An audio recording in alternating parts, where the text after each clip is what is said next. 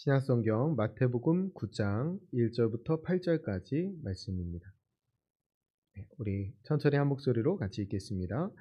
예수께서 배에 오르사 건너가 본 동네에 이르시니 침상에 누운 중풍병자를 사람들이 데리고 오거늘 예수께서 그들의 믿음을 보시고 중풍병자에게 이르시되 작은 자야 안심하라 내 죄 사함을 받았느니라.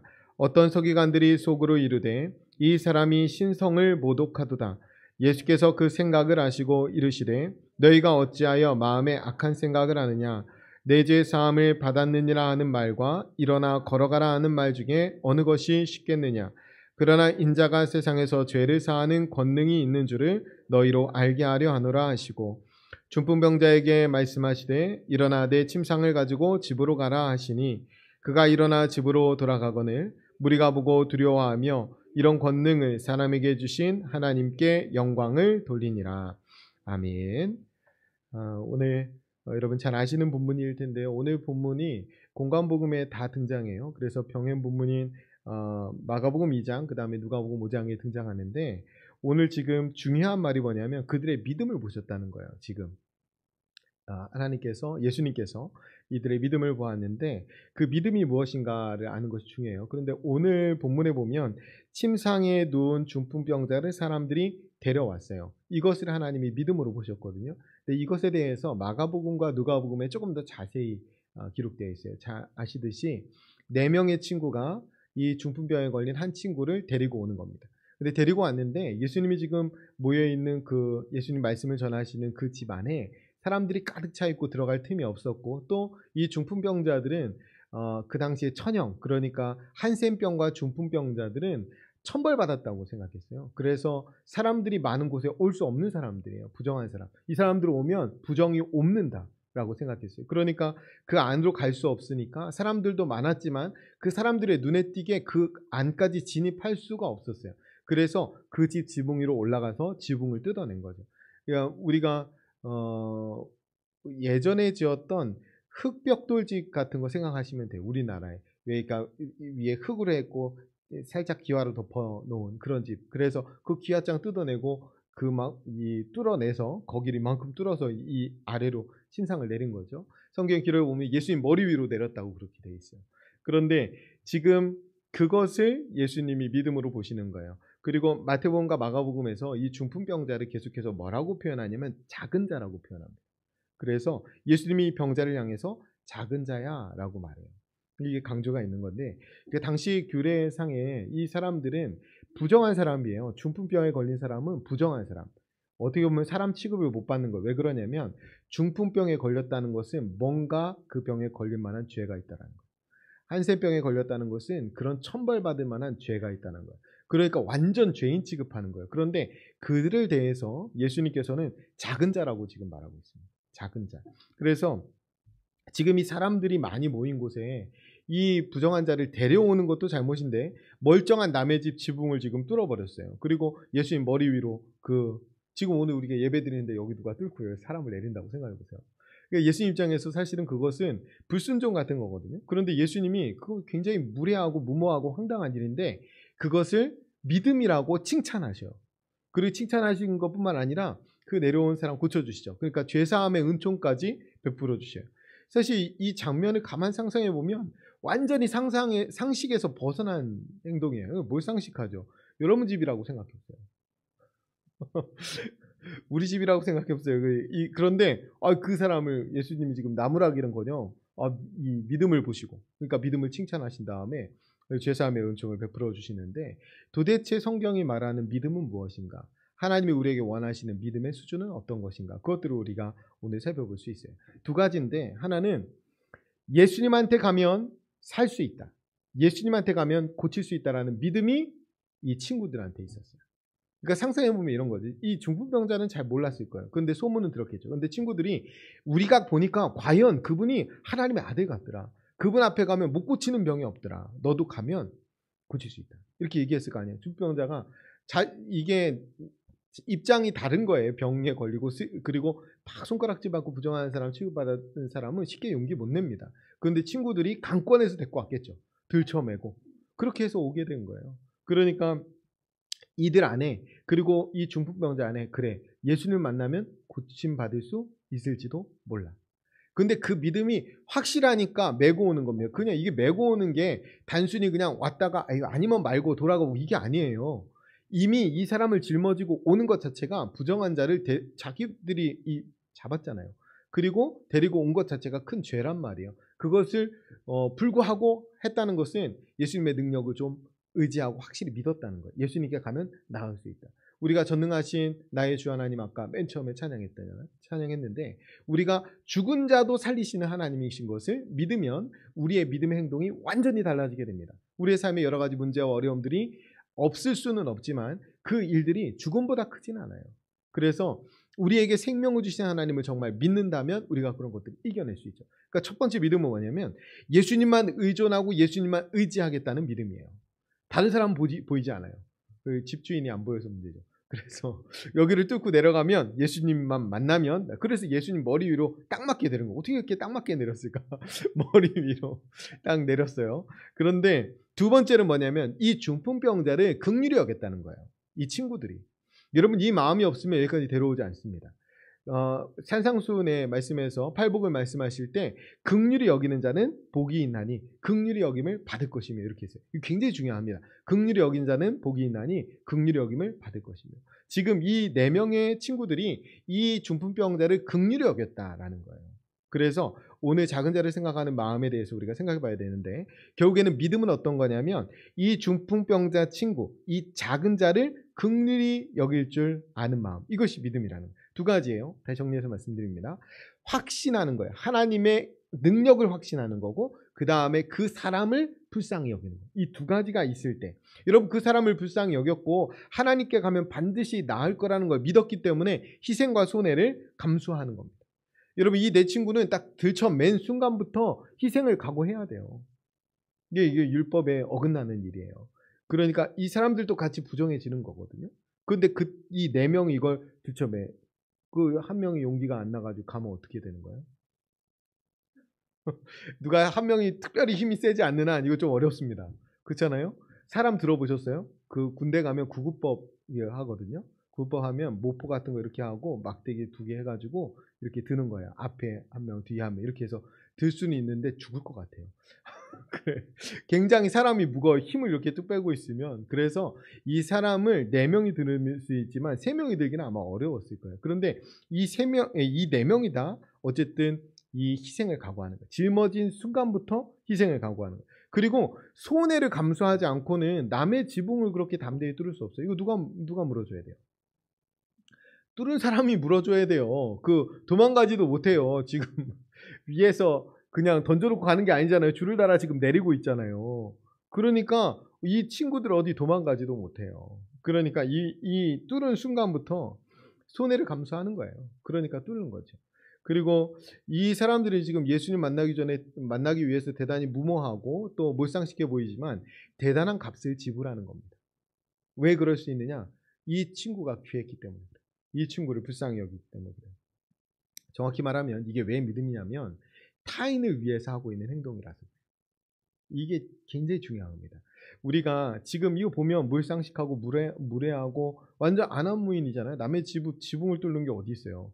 그런데 이게 왜 믿음이냐면 타인을 위한 손해를 감수했기 때문에 남을 위한 손해. 그래서 여러분 이거 갑질하는 사람하고는 좀 다르죠. 갑질하는 사람도 똑같이 무례하고 몰상식하고 안하무인이에요. 근데 다 갑질하는 사람들은 다 지들 때문에 그래요. 자기 좋으려고. 남 밟고 일어서서. 근데 지금은 아니에요. 이 사람들은 지금 내 친구들은 이유와 목적이 완전히 달라요. 그 불쌍한 사람, 그 작은 자 한 사람을 살리기 위해서 이거 하거든요. 그래서 믿음이라고 보는 거예요. 여러분 우리가 주일에 말씀 나눴지만 우리는 이기적인 삶을 사는 사람들이 아니라 이타적인 삶을 살아야 되는 사람이라고 말씀드렸어요.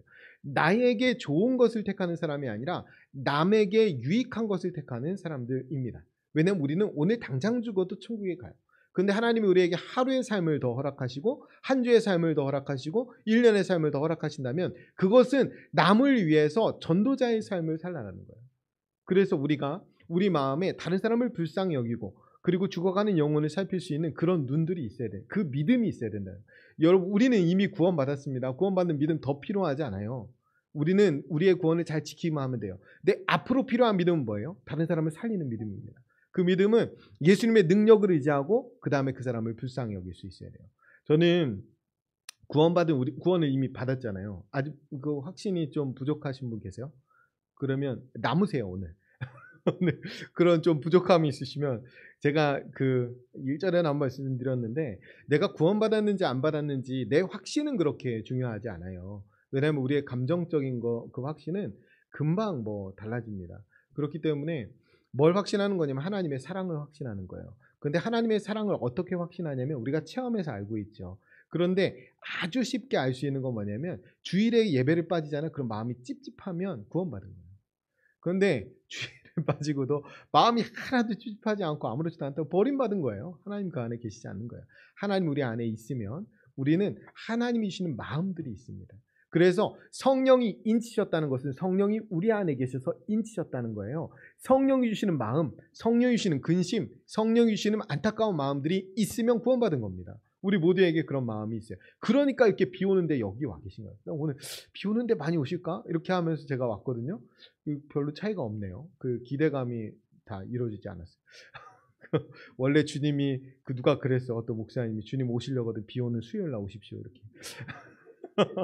그런데 이렇게 변화가 없을 대단한 큰 믿음을 가지고 계셔서 오늘 사실 이거 믿음이라고 더 할 필요가 없을 것 같은데 우리가 결국에는 먼저 천국에 가게 됐어요. 우리 믿음을 이미 그 믿음으로 구원받았다는 거예요. 그러면 삶이 달라져야 되는데 제가 이걸 뭐라고 비유드리고 싶냐면 저녁 한 달 남긴 말년병장 같다. 구원받은 그리스도인은. 여러분 그 군대 생활 우리 여자분들이 잘 못 해보셔서 그렇겠지만 이 딱 오면은 이등병인지 일병인지 상병인지 병장인지 겉만 봐도 알 수 있어요. 참 신기하죠. 그 이등병은 이등병 같아요.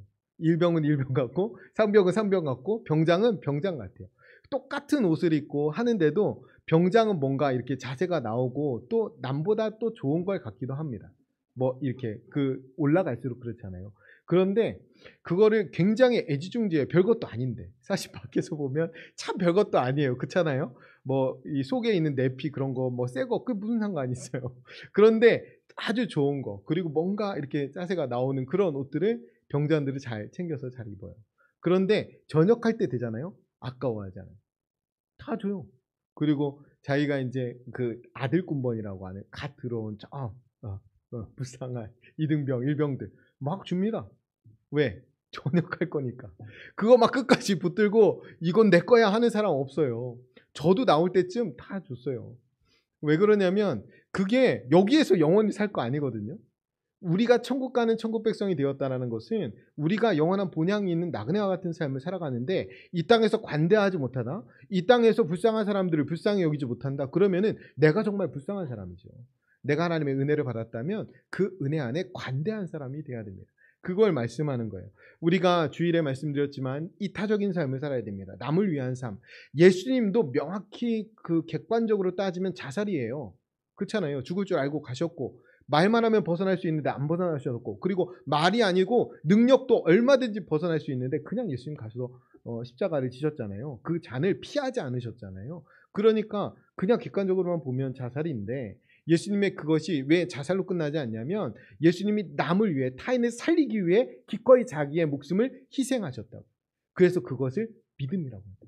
그래서 우리가 뭐라고 합니까? 믿음의 주여 온전케 하시는 예수를 바라보라. 믿음의 창시자요 믿음의 완성자인 예수를 바라보라. 예수님의 믿음이라는 거예요. 예수님 믿음은 어떤 거예요? 다른 사람을 살리기 위해서 내가 기꺼이 죽는 믿음.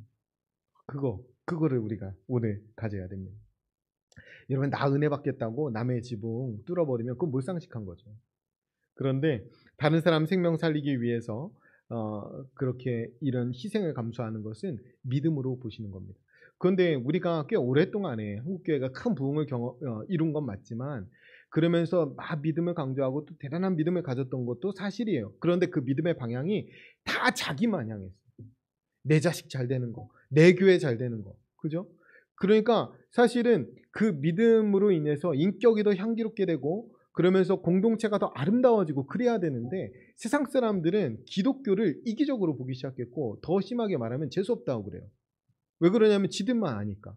그런데 막 대단한 막 믿음이 있는 것 같고 간절한 기도가 있는 것 같고 그래서 사람들이 교회 안에서 다 우러러보는 사람이 세상에서는 인격이 시궁창 같은 경우도 많이 있어요. 왜 그러냐면 오직 그냥 내 자식만 바라고 오직 내 것만 챙길 줄 알고 교회도 오직 우리 교회만 생각하고 그러니까 하나님이 말씀하신 평화의 왕으로 오신 예수님 모든 사람을 섬기러 오신 예수님의 그 믿음은 조금도 닮아가지 않네. 그래서 우리가 오늘 이 믿음이 결국에는 타인의 삶까지 나아가야 믿음이라는 것을 깨달아야 돼요. 그냥 예수님께 가면 뭐든 해줄 수 있지. 죽은 자도 살릴 수 있지. 거기까지는 좋다고요. 그런데 그것이 온통 수혜가 다 나만 향하고 있으면 그거는 그렇게 좋은 믿음은 아니에요. 우리는 이미 구원받았고 우리에게 천국이 보장되어 있어요. 그걸 값없이 우리에게 주셨어요. 그러면 그 믿음이 있다면 우리는 다른 사람을 살리기 위해서 기꺼이 희생하고 기꺼이 손해를 감수하는 데까지 나아갈 수 있어야 합니다. 오늘 말씀은 그 믿음을 가지라는 거예요. 그런데 그 믿음을 어떻게 가지라고 하는 거냐면 공동체적으로 가지라는 겁니다. 여러분 이 중풍병자는 당시에 부정한 죄인이에요. 그것은 사람들도 그렇게 여겼지만 이 자신도 그렇게 여겼을 거예요. 그래서 다른 사람 앞에 뭐 나올 힘도 없죠. 누워 있어야 되니까. 그러니까 스스로 얼마나 자괴감이 들었겠어요. 스스로 인간적인 방법으로는 절대 온전해질 수 없는 사람. 어쩌면 하나님한테 계속 그래 나는 벌을 받아봤다. 이게 내 벌이구나. 이렇게 생각하면서 자책했을 것도 같은 사람. 그런데 친구들은 그렇게 생각하지 않았다는 거예요. 친구들은. 이 부분이 아주 중요합니다. 친구들은 지금 율법을 깨고 나와요. 율법보다 뭐가 더 중요해요? 생명이 더 중요해요. 사랑이 더 중요합니다. 내가 사랑하는 내 친구 살리는 게 더 중요해요. 그 율법을 깨고 나오는 거예요. 여러분 지붕의 위를 뚫어버린 것, 집의 지붕을 뚫어버리는 것이 이 율법을 뚫어버리는 것의 상징이에요. 율법을 깨버리는 상징. 그래서 여기에 믿음이 필요한 거예요. 이 틀, 사람들이 만들어 놓은 틀, 어떻게 보면 생명하고 거리가 있는 오히려 죽음에 더 가까운 아니면 얽매이는 틀들을 깨뜨리는 그 믿음이 필요한 겁니다. 그 믿음이 지금 이대 친구에게 있었다라는 거예요. 우리 공동체 안에도 이 틀을 깨뜨리는 믿음이 있어야 돼요. 그게 믿음 있는 공동체의 모습이고 또한 예수님이 이에게 죄사함의 은총을 선포하잖아요. 왜 그러냐면 여기에서 예수님이 오히려 서기관들한테 공격받잖아요. 자기가 뭐라고 신성 모독이다 막 이렇게 공격받으면서도 죄사함을 선포하는 이유는 뭐냐면 이 사람이 끝없이 죄책감 가운데 살았을 거기 때문에 그래요. 너는 뭔가 죄가 있을 거야. 너 죄 때문에 천벌 받은 거야. 이 얘기를 계속 듣고 있었을 텐데 그 안에 죄책감 그것을 한꺼번에 해결해주는 예수님의 선포입니다. 죄사함의 선포. 그러니까 이것은 얼마나 예수님이 위로하고 계신지 얼마나 이 사람을 깊이 치유하고 계신지 볼 수 있어요. 그러니까 교회 공동체는 어떤 곳이어야 되냐면 교회 공동체는 이 사람 살리는 믿음의 공동체여야 하고 더 나아가서 위로와 치료의 공동체가 되어야 돼요.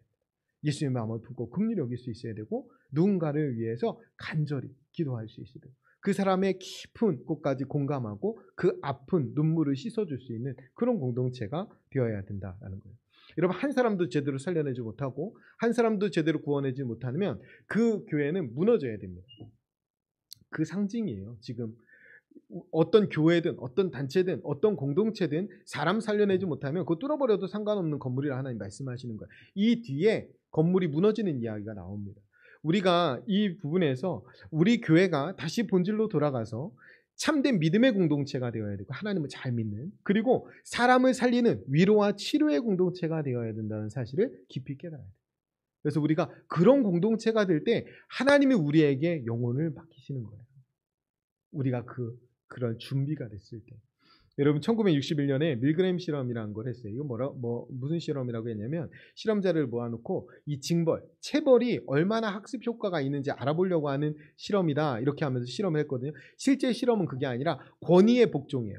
권위의 복종. 그러니까 어떤 거냐면 이 사람들을 모아놓고 선생, 실험자, 학생 이렇게 한 다음에 돈을 준 다음에 단어를 학생 역할을 한 사람이 있고 선생 역할을 한 사람이 있고 그 다음에 여기에 실험자가 있는 거죠.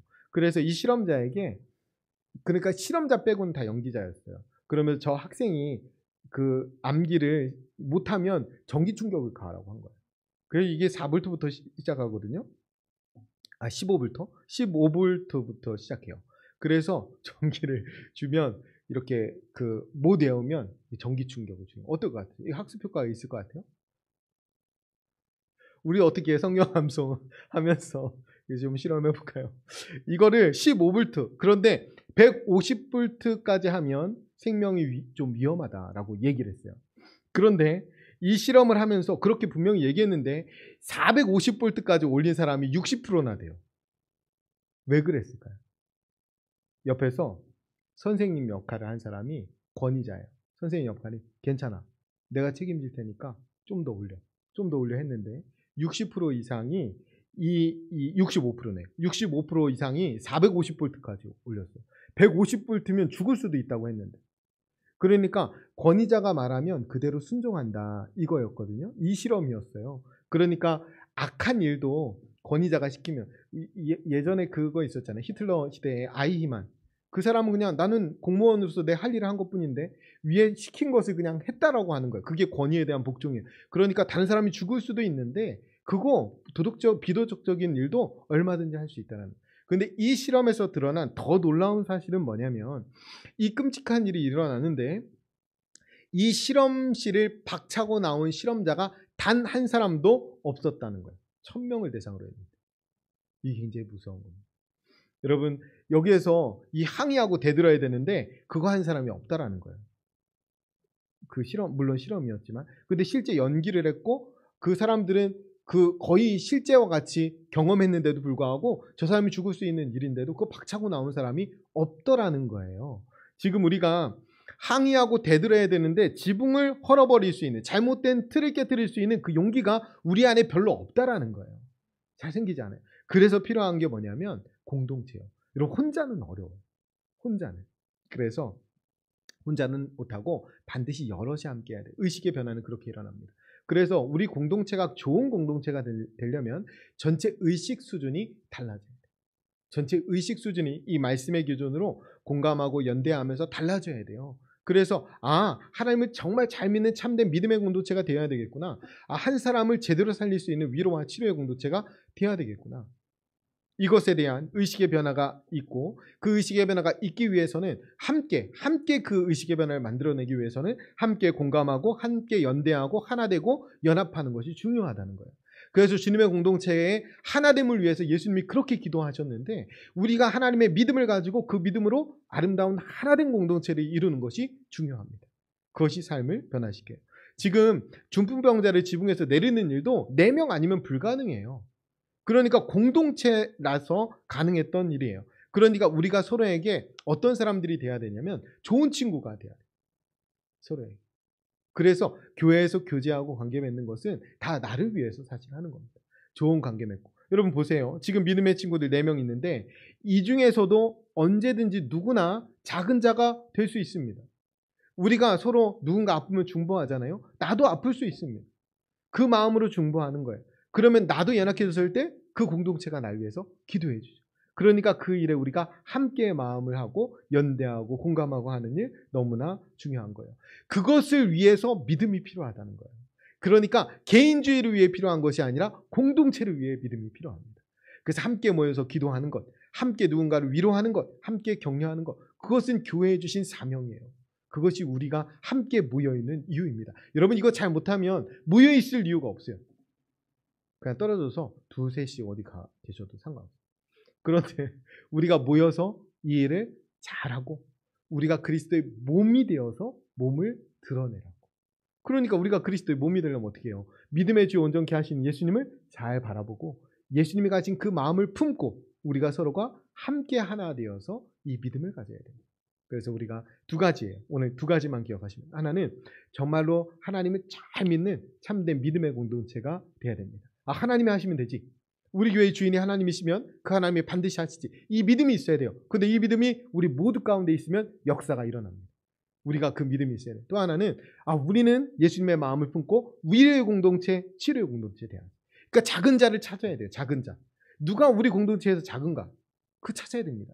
그리고 그 사람을 찾아서 그 사람을 위해서 기도하고 그 사람을 위해서 내 믿음을 발휘해야 돼요. 그 작은 사람을 위해서. 여러분, 도로에 나가면 초보 운전자가 제일 작은 자예요. 교회는 새가족이 제일 작은 자입니다. 그런데 좀 지나고 나면 또 다른 작은 자들이 보여요.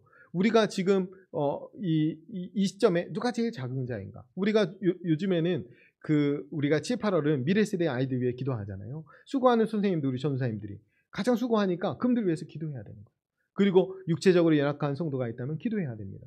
그 마음을 헤아리고 그리고 공감하며 그 사람들이 생명을 더 풍성히 얻도록 기도해야 돼요. 나도 작은 자가 될 수 있습니다. 그래서 우리가 서로 의지하고 서로 지탱하기 위해서 한 공동체를 이루고 있습니다. 공동체 안에 깊이 들어오셔서 이 유익을 누리셔야 되고 공동체의 책임과 의무를 감당하셔야 됩니다. 그것이 우리가 서로를 지키는 방법. 그렇게 하나님은 우리 공동체를 허락하셨습니다. 그래서 하나님 안에서 아름다운 사랑의 공동체를 이루어가면서 그 안에서 큰 믿음 가지고 서로를 세워가는 것, 그것이 우리의 사명이에요. 그거 잘하는 것이 사명 공동체로서의 역할을 잘하는 것입니다. 그 일을 잘 감당하면서 우리가 어떤 굳어진 틀을 깨뜨리고 새로운 사람 살리기 위해서 새로운 일을 도전하는 그런 의식 수준이 점점 변화되어서 오늘 말씀 마지막처럼 놀라운 일들을, 그래서 하나님께 영광 올려드리는 일, 우리의 놀라움이 드러나는 일이 아니라 우리가 틀을 깨뜨리고 사람을 살리고 위로하고 치료할 때 과연 하나님께 영광 올려드리는 그런 공동체가 될 수 있기를 간절히 축원드립니다. 우리 같이 기도하겠습니다. 우리 들은 말씀을 마음에 담고 기도할 때 주님만 의지하고 주님만 신뢰하는 참된 믿음을 주옵소서. 긍휼의 마음을 품고 작은 자의 생명을 살릴 수 있는 참된 믿음을 주옵소서. 우리 교회가 참된 믿음의 공동체, 위로와 치료의 공동체가 되게 하여 주옵소서. 우리 주신 말씀 마음에 담고 결단하면서 함께 통성으로